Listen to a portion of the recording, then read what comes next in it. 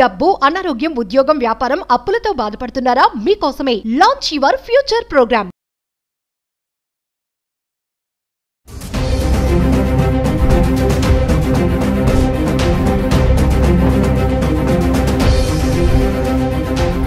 నమస్తే, welcome back to Suman TV. ప్రస్తుతం మనతో పాటు ఉన్నారు consumers affairs committee chairman Mandari Krishna Reddy గారు. నమస్తే సార్. నమస్తే అమ్మా. సార్, బంగారం ధరలు చూసుకుంటే స్వల్పంగా కనిపిస్తున్నాయి. మరి ఈ టైంలో ఇన్వెస్ట్మెంట్ చేయాలనుకునే వాళ్ళకి ఎంతవరకు కరెక్ట్ అంటారు? ఇన్వెస్ట్మెంట్ చేయొచ్చు అంటారా, చేయకూడదు అంటారా? ఈ సమయం సరైన సమయం కాదు. ఏదైనా ఒక నిర్ణయం ఖచ్చితంగా రావడానికి సరైన సమయం కాదు. ఎందుకంటే ఫ్లక్చువేషన్ సిస్టంలో ఉంది. ఎప్పుడు కూడా ఫ్లక్చువేషన్ ఉండే టైం లోపల మనం ఇన్వెస్ట్ చేసినప్పుడు అది కిందికి వెళ్ళొచ్చు, పైకి వెళ్ళొచ్చు. కరెక్ట్గా ఎటు వెళ్తుందో మనం చెప్పలేం. స్థిరంగా ఉండి పైకే వెళుతోంది, ఒక 3 నెలల పాటు మనకు పైకే వెళ్తుంది కానీ కిందికి రాలేదు అని నిర్ణయం ఎప్పుడు వస్తుందో అది సరైన టైం కింద మనం లెక్కేసుకోవాలి. లేదా కిందికి వెళితే అది స్థిరపడుతుంది అక్కడే, ఇక అంతకన్నా మించి తగ్గకపోవచ్చు అనే భావన మనకు తెలుస్తుంది. కాబట్టి సరైన సమయమా గోల్డ్ కొనడానికి ఏంటంటే సరైన సమయం అయితే ఇది కాదు. దాంతోపాటుగా ఏంటంటే మనం ఎప్పుడూ ఒక మాట చెప్తున్నాం, గోల్డ్ కొనుక్కోవాలనుకున్న వాళ్ళు, శక్తి సామర్థ్యాలు ఉండేవాళ్ళు ఎప్పుడైనా కొనవచ్చు. ఎందుకంటే డ్రాస్టిక్ తేడాలు ఉండవు. పెద్దగా ఎత్తుగా తగ్గిపోయి పెరగడానికి పెద్ద ఎత్తున పెరగచ్చు, కానీ ఇంకా తగ్గడం మాత్రం చాలా తగ్గదు, కొద్ది గొప్పే తగ్గుతుంది. ఒకసారి స్టాండర్డ్కి వచ్చేసింది కాబట్టి, ₹1,00,000 వచ్చేసింది కాబట్టి 10,000, 20,000 రూపాయలు డిఫరెన్స్ ఉంటే 25,000 లోపల డిఫరెన్స్ ఉండే అవకాశాలు ఉన్నాయి. అనుకోని సంఘటనలు ఏదైనా ప్రపంచాన్ని అంతా కుదిపేసే సంఘటనలు జరిగితే తప్ప మామూలుగా యాసిడ్గా ఉండేటువంటి పరిస్థితుల్లో ఉండవు. ఎందుకంటే దేశాలు బంగారాన్ని కొనుక్కోవడం అనేది ఇప్పుడు తగ్గించాయి.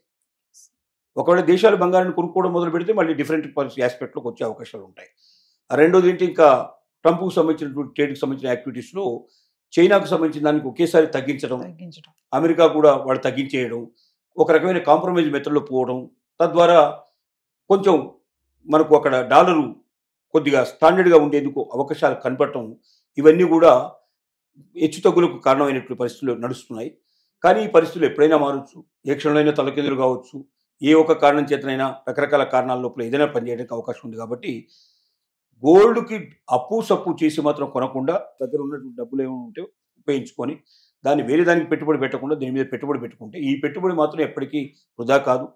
ఈ పెట్టుబడిలో 10-15 పెరిగే అవకాశాలు ఉంటాయి, కానీ తగ్గే అవకాశాలు తక్కువ ఉంటాయి. తగ్గినా తాత్కాలికంగా తగ్గుతుంది, మళ్ళీ కొంచెం పెరిగే అవకాశాలు ఉంటాయి. కాబట్టి దాన్ని దృష్టిలో పెట్టుకొని కొనదలుచుకున్న వాళ్ళు కొనడమే తప్ప భారీ ఎత్తున పెట్టుబడులు పెట్టడానికి మాత్రం ఇది సరైన సమయం కాదని మాత్రం ఖచ్చితంగా మనం చెప్పగలుగుతాం. అంటే సార్, మామూలుగా చూసుకుంటే ఏ టైంలో బంగారం కొంటే సేఫ్ ఉంటుంది అంటే సార్? ఇప్పుడు ఏ టైం అనేది మనం ఎలా చెప్పగలుగుతాం పరిస్థితి, ఎందుకంటే ప్రపంచ పరిస్థితులను బట్టి బంగారం యొక్క రేట్లు ఉంటాయి. ప్రపంచంలో ఏ టైంలో ఏ సంఘటన జరుగుతుందో మనం చెప్పలేం. కాబట్టి ఈ సమయం కరెక్ట్ సమయం, ఈ సమయం తప్పు సమయం చెప్పడం చాలా కష్టం.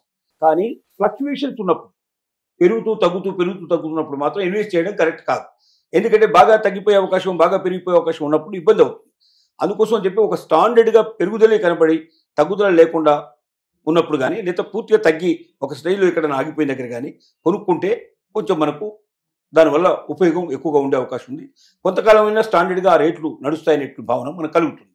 కాబట్టి ఇది సమయం సరి అయింది అని చెప్పడం అయితే ఏ వ్యక్తి చెప్పలేరు. ఎవరు దీన్ని ప్రిడిక్ట్ చేయడం చాలా కష్టంతో కూడుకున్న పని. ఇప్పుడు డాలర్ స్టాక్ మార్కెట్ పెరుగుతుంది కదా, దానివల్లే బంగారం తగ్గుతుంది అని అంటే? ఖచ్చితంగా స్టాక్ మార్కెట్కి బంగారానికి ఆ రకమైన అవినాభావ సంబంధం ఉంది. స్టాక్ మార్కెట్ విపరీతంగా పెరిగినప్పుడు బంగారం రేట్లు తగ్గడానికి అవకాశాలు ఉన్నాయి, లేదా స్థిరంగా ఉండే అవకాశాలు ఉన్నాయి. ఎందుకంటే బంగారం మీద ఇన్వెస్ట్మెంట్ ఎక్కువ చేయరు, అంత ఇన్వెస్ట్మెంట్ అంతా స్టాక్లోకి వెళ్ళిపోతుంది. స్టాక్ స్థిరంగా ఉండి పెరుగుతూనే ఉంది, గ్రోత్ బాగా ఉంది, అనుకోని రకంగా ఇంకా ఎక్కువగా పెరుగుతుంది బాగా స్టాక్ మార్కెట్ అన్నప్పుడు కొంతమంది స్టాక్ మార్కెట్లోనే పెట్టుబడి పెట్టేవాళ్ళు ఉంటారు. వాళ్ళు బంగారం కొనడానికి సిద్ధపడరు. ఎప్పుడైతే స్టాక్ మార్కెట్లు బాగా ఫ్లక్చువేట్ అయిపోయి కిందికి పైకి వచ్చి బాగా పడిపోయేటువంటి దశలు ఉన్నాయో అప్పుడు స్టాక్ మార్కెట్లో పెట్టుబడి పెట్టరు, ఆటోమేటిక్గా బంగారంలో పెట్టుబడి పెట్టే ప్రయత్నం చేస్తారు.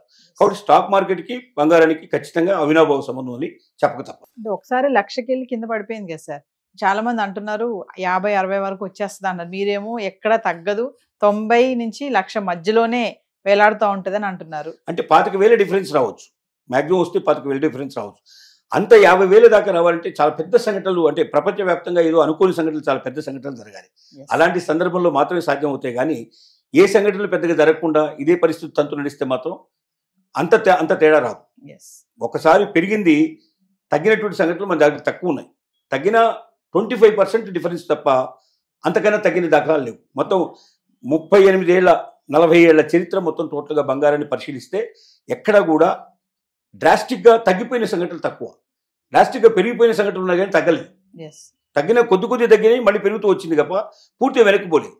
అందువల్ల మనకు మరి 40 ఏళ్లలో జరిగిన సంఘటన ఒకటే జరుగుతుందని ఎవరు అన్నారని ₹1,00,000 కాస్త 40,000 50,000 వస్తుందంటే జాతకం చెప్పినట్టు లెక్క.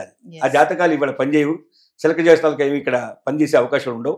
ప్రపంచవ్యాప్తంగా ఏదైనా చాలా పెద్ద ఎత్తున సంఘటన జరిగి తత్ఫలితంగా ఏమైనా ఫలితాలు తారుమారు కావచ్చు, కానీ మామూలుగా అయితే 25,000 డిఫరెన్స్ కన్నా మించి అయితే పెరగడం కానీ తగ్గడం కానీ సాధ్యంగా జరగదు. ఒక 3 నెలల పాటు ఈ రకమైన నడుస్తూ ఉంటుంది. 3 నెలల తర్వాత ఆ కొంచెం పెరిగిందనుకోండి, ఆ పెరిగిన దాని మీద ఇంకా పెరుగుకుంటూ పోతే అక్కడి నుంచి పెరుగుతుంది కానీ అంతకన్నా తగ్గదు. సో మామూలుగా చూసుకుంటే ఈ బంగారం రేట్లు తగ్గడానికి ఏం కారణాలు ఉండొచ్చు అంటారు అసలు?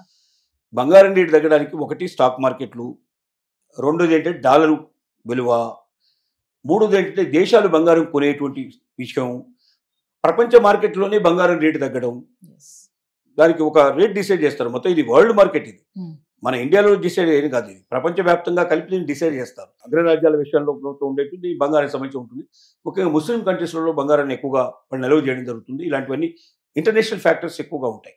కాబట్టి అనేక కారణాల మీద ఆధారపడి బంగారం ఉంటుంది, కానీ రేట్లు కానీ బంగారం మనకు తగ్గడం పెరగడం ఆధారపడి ఉంటుంది, కానీ ఏ ఒక్క కారణం చేతని చెప్పడానికి అవకాశం ఉండదు. Thank you.